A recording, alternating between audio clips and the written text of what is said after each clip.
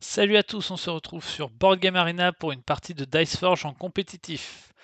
On peut voir qu'on est face à un joueur élite, donc normalement ça devrait être un bon joueur, surtout que la saison d'arène vient de commencer. John Camag, donc un espagnol, on va voir ce qu'il nous fait. Avec 6 d'or, il commence par acheter le 4 or et le 3 d'or, c'est exactement ce que j'aurais fait, donc pour l'instant je n'ai rien à dire sur ses choix. Moi avec 8 d'or, je vais acheter le 4 d'or, le 3 d'or, sur l'OD, je forge toujours sur 2 dés différents. Lui, il a choisi de faire le même, notamment parce qu'il y a le Cyclope qui peut rapporter des points en fonction de si on tombe sur des faces d'or quand on lance 4 foldés. Moi, je ne fais pas ce choix-là. Et je vais prendre un soleil. Je vous rappelle, au début, on essaye de se focaliser au premier tour sur 2 faces d'or. Et ensuite, on essaie de se focaliser sur forger des faces soleil. Pour notamment pouvoir faire 2 actions par tour sur les tours suivants. Alors, il a 12 d'or et un soleil. Qu'est-ce qu'il va nous acheter? J'imagine qu'il va nous acheter le 2 soleil et le 1 de chaque, ou le 2 soleil et le 1 soleil. Là, les deux sont corrects, mais voilà. Il achète le 1 de chaque. Ah non, il fait plusieurs choix, donc il va pas acheter le 2 soleil, en se disant que de toute façon, moi, au prochain tour, je ne pourrai pas acheter les deux. Donc c'est un choix qui est plutôt pas bête. Donc moi, je vais en acheter un. Je vais lui mettre la pression, vu qu'il a que 3 d'or en plus. Si ça se trouve, il pourra pas acheter le second. Et je vais faire une deuxième action et je vais acheter quelque chose que je fais très rarement, je vais acheter le coffre. Pourquoi? Parce que je considère que je suis très tôt dans la partie, que la grande ours à 2 joueurs, c'est une carte que je vous déconseille parce que face à des bons joueurs, ils ne vont pas vous chasser. En revanche, à 4 joueurs, c'est une carte très très forte, peut-être même la carte la plus forte du jeu, mais à 2 joueurs, je vous le déconseille. Alors là, il fait des très bons choix. Il choisit de faire une deuxième action et il me chasse. Alors ça, c'était très intéressant de venir là aussi parce que le coffre est une carte très souvent prise et donc vous avez plus de chances de vous faire chasser en allant sur le coffre. Alors, nous, qu'est-ce qu'on va faire? On regarde un peu ce qui reste. Ici, on va aller prendre le 1 de chaque, 1 plus 1 plus 1 plus 1, et on va aller acheter l'ancien. Donc l'idée, comme je vous le disais au début de la partie, c'est se focaliser sur les phases soleil. Là, on va voir 4 zones de soleil, donc c'est plutôt pas mal. On n'a pas beaucoup de lune, donc on va commencer à y réfléchir. Et là, direct dès le tour 3, je me dis, j'essaie de transformer mon or en point de victoire, parce que dans une bonne partie de Dice Forge, votre or au bout du tour 4, 5, 6, 7, 8, 9, il faut qu'il vous rapporte des points de victoire. C'est quelque chose d'essentiel si vous voulez avoir des gros scores à la fin de la partie. Alors qu'est-ce qu'il va nous faire? 6 d'or, il va pas pouvoir faire grand chose, à part acheter un 2 lune. Il va acheter le 2 lune et il va faire une deuxième action et acheter voie céleste ou le sanglier. J'irais bien. Ah non, il achète le marteau. C'est plutôt intelligent de sa part. Moi, j'adhère avec son choix. Le marteau, au moins, il est sûr de transformer de l'or en point de victoire. Voilà, de toute façon, si vous ne pouvez pas acheter les anciens, il faut que vous achetiez les marteaux parce que l'or en point de victoire, c'est essentiel à ce jeu. Nous, on va valider notre ancien. On va forger un de lune et on va aller acheter le deuxième ancien. Donc voilà, au tour 4, j'ai déjà pas mal de faces d'or, des faces lune de manière correcte, et surtout j'ai déjà mon plan de jeu, c'est-à-dire deux anciens qui vont me permettre à chaque tour de faire 6 d'or en 8 points de victoire. Et ça, bah, normalement, ça va me permettre, là il reste, on voit 5, le tour 5, le tour 6, le tour 7, le tour 8, le tour 9, donc 5 tours. Si j'arrive à faire 5 x 8, ça fait déjà 40 points de victoire sans faire grand-chose en fait, juste en achetant les, les bonnes cartes de renfort au début de la partie.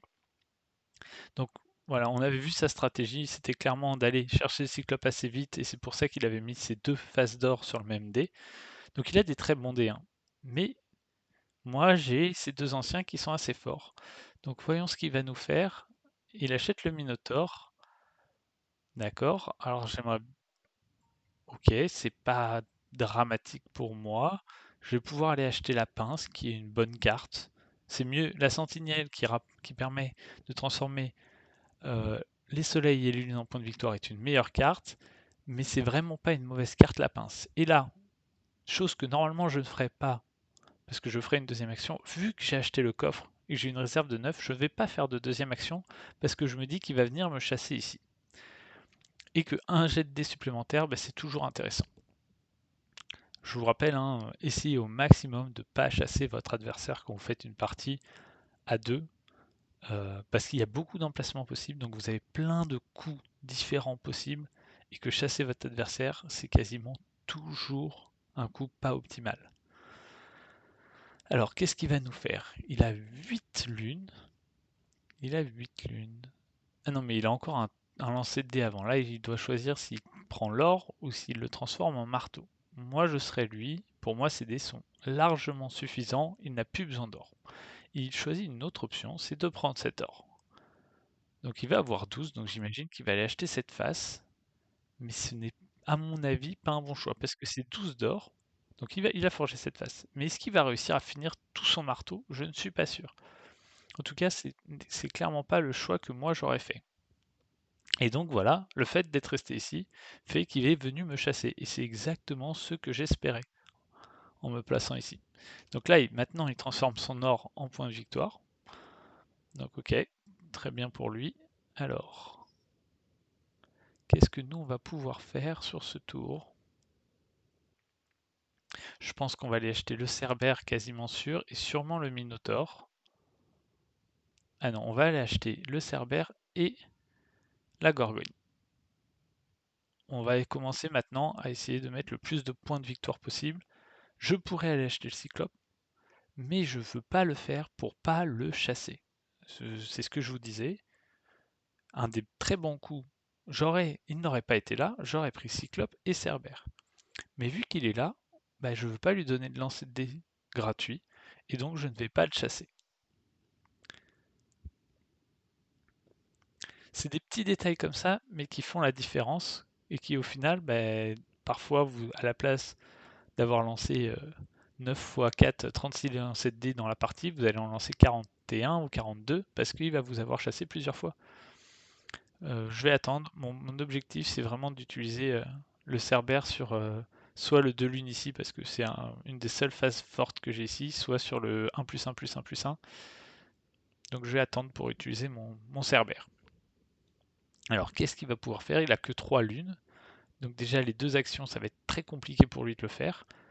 Donc il achète le Cerbère. Et est-ce qu'il fait une deuxième action pour aller acheter les herbes ou pour aller acheter le sanglier? Je pense que aller acheter le sanglier est une bonne option ici. Non, il achète la grande ours. Je suis pas fan de ce choix. Je pense que c'est trop tard pour acheter la grande ours, mais bon. Alors, on n'a pas eu des très très bons lancers de dés, donc on va juste se contenter de racheter la gorgone et de faire qu'une action. Et maintenant, avec notre jeton Cerbère, voilà, parfait, c'est exactement ce que je voulais pour utiliser mon jeton Cerbère. C'est mes deux meilleures faces. Donc là, l'idée, ça va être d'essayer d'acheter le typhon le plus vite possible. Mais on va voir si... Donc lui, il va sûrement l'acheter à ce tour. Et on va voir si nous, on va pouvoir avoir le temps de l'acheter ou pas. Alors, ok, donc on a 4 soleils. Donc normalement, au prochain tour, ça devrait être bon pour l'acheter. Donc il achète le typhon. Et voilà, ce qui est marrant, c'est que je vous disais, il faut jamais aller chasser notre adversaire. Et là, ce que je vais faire, je vais justement aller chasser. Mais c'est parce qu'on arrive à la toute fin de manche et que du coup, il n'y a plus beaucoup de caisses qui rapportent des points de victoire et qu'il faut essayer de les prendre au plus vite possible. Si je ne prends pas le typhon maintenant, il risque de le prendre au prochain tour et je ne l'aurais pu. Et au vu du nombre de points de victoire que ça rapporte, je préfère le prendre tout de suite. Et est-ce que je vais faire une deuxième action? Il y aurait eu le Cerbère, j'aurais fait mettre cette deuxième action. Mais là, je vois pas de coup super à faire. Peut-être aller acheter le sanglier. Est-ce que faut que je fasse une deuxième action dans ce moment-ci? Euh,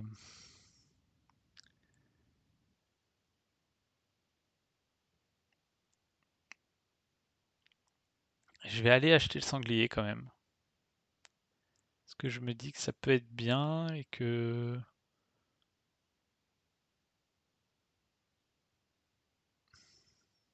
Parce que qu'est-ce qu'il aimerait faire au prochain tour? Acheter le Cyclope plus acheter le Minotaure. Ce serait un tour idéal pour lui. Donc au moins, il viendrait pas me chasser ici. Allez, on va aller acheter le sanglier. Je sais pas si c'est le meilleur coup à faire. Peut-être que le meilleur coup, c'était de ne rien faire, justement. Mais bon, on va voir comment ça va, comment cette fin de partie va se goupiller.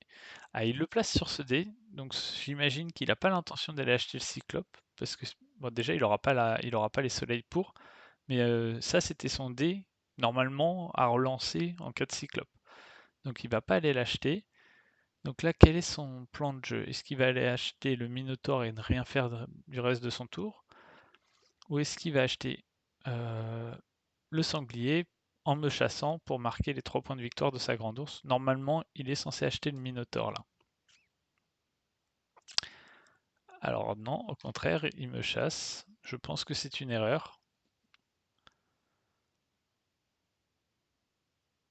Donc il a acheté la grande ours, et maintenant qu'est-ce qu'il va faire? Il achète le sanglier. Ok. Ah oui, non, mais d'accord, donc c'était pas une erreur. Mais j'aurais quand même acheté le Minotaur à sa place. Je pense que c'était un meilleur choix. Alors, est-ce que... Ok, on va prendre le soleil.